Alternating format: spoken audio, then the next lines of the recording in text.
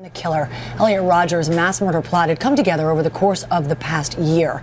All of it detailed in a chilling manifesto and disturbing video that he left behind. ABC's Clayton Sandell is at the apartment building where his deadly rampage began with the very latest. Good morning, Clayton. Good morning, Lara. This morning, Elliot Rodger's parents, who are divorced, are not speaking publicly. But now we are learning that just moments before this all began, their son sent an ominous warning. Just minutes before Elliot Rodger began his sinister attack, his mother knew something was wrong. You forced me to suffer all my life, and now I'll make you all suffer. Family friend Simon Astaire tells ABC News that Chin Rodger had just taken a call from her son's therapist, telling her to check her email. Waiting in her inbox, that 137-page manifesto detailing Elliot's jealousy and hatred, especially for women, who he blamed for a life of loneliness, rejection, and misery. It was 9:17 p.m., only 13 minutes before the shooting started. Chin Rodger then checked her son's YouTube page. What she found, Astaire says, confirming her worst fear. Well, this is my last video. It all has to come to this. Astaire says Elliot's mother frantically called her ex-husband, Peter Rodger, and later police, the two racing from Los Angeles to Isla Vista.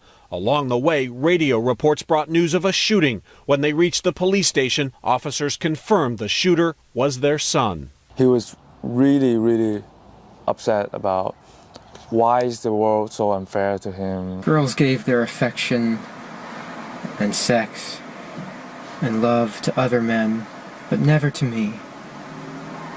I'm 22 years old, and I'm still a virgin. We now know Rodger's family contacted police only weeks earlier, concerned about his increasingly disturbing online rants. Sheriff's deputies went to his apartment. They determined that he did not meet the criteria for an involuntary mental health hold.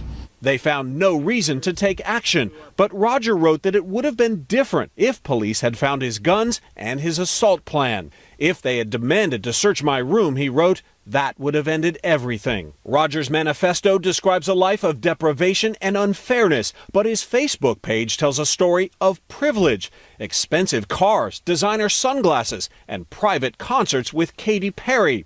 His dad, an assistant director on the Hunger Games. Elliot even posted this picture on the red carpet. Images of a glamorous life that apparently masked a dark reality.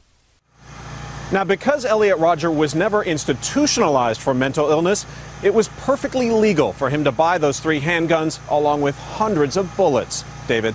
All right, Clayton, our thanks to you this morning as well. I want to bring in our chief legal affairs anchor, Dan Abrams. And Dan, it's always easy looking back with hindsight on these things. But the call and the email from the therapist to the mom, this was just minutes before these shootings began. And a lot of people are going to wonder, had the therapist only called police, maybe something could have been done? Yeah, this was a very long manifesto with very little time. And the laws do vary state to state. There's no question that this therapist would have been allowed to call the police without worrying about the privilege. The question is, was it mandatory? Did this therapist have to call the police? It does seem under California law that a therapist can be required to call the authorities, to warn, to protect, most importantly, if the victims are identifiable. And in this manifesto, it does seem that particular people were named, so an argument could be made that the psychologist was obligated to protect the victims in this case, but because it was such a long manifesto and so little time, it's going to be very fact-specific. We also know police called authorities before the sheriff's deputies had gone to the home, and one thing written in the manifesto, Dan, I know you're aware of this, the police interrogated me outside for a few minutes. He goes on to write, if they had demanded to search my room, that would have ended everything. For a few horrible seconds, I thought it was all over. Then a biggest wave of relief. That's what he writes. Yeah, but this wasn't a search warrant, right? I mean, they didn't have the right to just go in there. They were there for a welfare check to make sure that he was not a danger to himself or to others. The police made it pretty clear that in talking to him, there was no real risk, at least that they could tell. So very easy to second guess now. Tough to blame the police in retrospect. Without a search warrant, you can't come in. All right, Dan, thanks very much.